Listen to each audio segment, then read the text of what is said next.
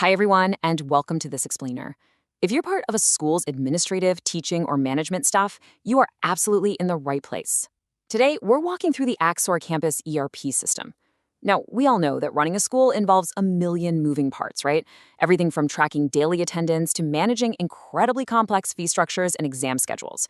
Well, Axora Campus is designed to bring all of those moving parts into one perfectly streamlined platform. Okay, let's dive into this and get you fully equipped to use this system to its absolute maximum potential. So here's our quick roadmap for today. First, we'll look at the dashboard. Then we'll cover student management and attendance, followed by academics and exams. After that, we'll tackle fees and finance, and we'll wrap things up with internal communication. All right, part 1, the Axora Campus dashboard. Now, what's really interesting about this is how the dashboard gives you a completely real-time summary without requiring you to click through a dozen different menus. Right at the top, you've got today's snapshot, which tells you exactly how many classes and events are on the schedule. Look just below that and you get instant metrics, your total student and teacher counts, the exact amount of fees collected today, like the 31,050 rupees shown here, and a real-time percentage of daily attendance. It's basically your morning briefing, and it updates automatically. But you know, the dashboard isn't just for looking at data. It's an action center. Right in the middle, you'll find these bright, quick action widgets. Think of them as your express lanes to your most common daily tasks. Whether you need to immediately add a new student through Admit Student, jump right into the Finance Hub to process a payment, or fire off an urgent notice via the broadcaster, these widgets take you straight there. Because let's face it, when you've got a line of parents waiting at the front desk, you really don't have time to be digging through complex sidebar menus. Moving right along to part 2, student profiles and attendance. When you navigate over to the Student Profiles section, you're stepping into the Student Information System, or SIS. This is a massive, completely searchable database of your entire active roster. You can filter by class, section, or enrollment status to find exactly who you're looking for. And when you open up an individual profile, like a Rob Janes, for example, you get instant access to his complete academic history, contact info, and all his documents. It's all neatly organized in one highly secure place. Oh, and onboarding a new admission? Incredibly straightforward. It's really just a 3-step process. Step 1, you plug their basic details into the student registration module. Step 2, you open up the ID card generator. And Step 3, you batch print their professional identification. Let's actually take a closer look at that generator. This ID card tool is a literal lifesaver. It is designed to save you hours of tedious administrative work. Instead of typing up cards one by one, you just grab an entire class, say class 11, select all the students, and generate their professional ID cards simultaneously. The system automatically pulls their photo, name, admission number, and blood group, and it even generates an encrypted QR code for each student. One click, and the whole class is ready for the printer. It's that fast. And this brilliantly illustrates the intuitive design of the entire Axora Campus platform. You've got the student attendance module, where teachers quickly mark a class present or absent, and right alongside it, you have the staff attendance module for HR. Because the manual entry interface for student attendance is nearly identical to the staff version, learning one means you automatically know how to use the other. The interface is super clean, it's color-coded, and it gives you a crystal clear summary of exactly who is present, absent, or on leave for any specific session. Let's jump into part 3, academics and exam management. For the day-to-day academic grind, the homework and assignments tracking module is just fantastic. Teachers can create subject-specific assignments, like, say, a Chapter 1 mathematics task, and set a hard due date. The dashboard then visually tracks all the submissions. It shows you exactly how many students have turned in their work, who has been graded, and it boldly flags any assignments that are overdue. It's a great way to keep both teachers and students highly accountable. But what about the really big stuff, like major assessments? Let's move to Chulia and see how this builds an entire exam cycle. Setting up an exam happens in 3 logical steps. Step 1 starts right in the exam master. This is where you name the broad exam itself, for example, Midterm 2026.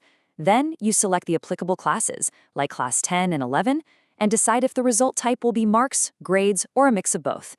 This step is all about setting the foundation. Step 2 takes you right into the Exam Activity Master. You've created the midterm, but now you actually need to define what that entails. Here you add specific activities, like a theory test or practical exam. You select the subjects, and most crucially, you define the total maximum marks and the exact weightage this specific activity holds in the overall grading system. This is what allows schools to have highly customized, complex evaluation structures. Finally, step 3 happens in the exam scheduler. The exam is built, now it just needs a date. This module allows administrators to lock in the exact day, the start time, the end time, and the overall duration for each scheduled subject. Scheduling mathematics for June 30th from 9 a.m. to 11 a.m. is literally as easy as picking options from a few drop-downs. Best of all, doing this instantly populates the date sheets for the students. Okay, shifting gears to part 4, fee setup and invoicing. Now, before we configure any actual finances, we really need to understand two key terms in the system. So the crucial point is grasping the difference between a fee head and a class fee setup. A fee head is simply your broad master category. Think tuition or exam fee. The class fee setup, on the other hand, is where you actually apply specific billing amounts, frequencies, and rules to specific classes. Let's check out the fee head master first. This is where your back office staff will go to create those broad buckets. You can see we have active heads set up for annual charges, exam fee, and tuition fee, all set to a standard monthly collection frequency. It's basically the high-level skeleton of your entire financial structure. Once those heads exist, you move over to the class fee setup. This is where the real detailed configuration happens. Here, we're taking a fee head and assigning a fixed amount of 2,000 rupees, setting it as a recurring monthly fee, and applying it specifically to class 10 and 11. You can even cherry-pick which exact months it applies to, and seamlessly factor in automated rules for late fines, like a strict 10 rupee per day penalty. All of that setup works quietly in the background so that the front desk can utilize this, the comprehensive fees and billing ledger. When a parent walks in ready to pay, you just pull up their student's profile, like Ishita Kumar here. Instantly, you see her total payable, any pending amounts, and a full month-wise breakdown. The staff can process a cash payment right then and there on this screen, making fee collection smooth, fast, and completely error-free. For broader financial tracking, the Invoices module is going to be your best friend. Notice that bright blue Auto-Generate Invoices button? That right there is pure efficiency. It lets you bulk process class fees across the entire school in seconds. The dashboard then visually tracks every single invoice, clearly highlighting who is unpaid, who has partially paid, and boldly flagging any accounts that are past due. And lastly, part 5, internal communication and announcements. Axora Campus gives you 2 distinct tools for communicating, and it's super important to choose the right one for the job. On one side, we have the announcements module.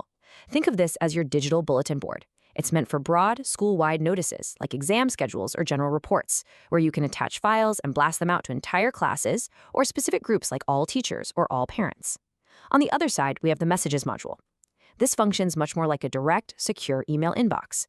It's used for high-priority, one-on-one issues. For example, a direct message from a parent regarding a specific fee discrepancy or a private attendance concern.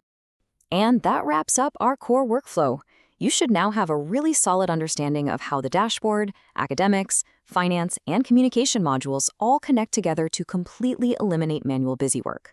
So the real question is, how many hours will you save this week? I highly encourage you to log into your portal right now, pick just one module, and take your first step toward a vastly more organized school day. Thanks so much for joining me on this explainer, and happy configuring.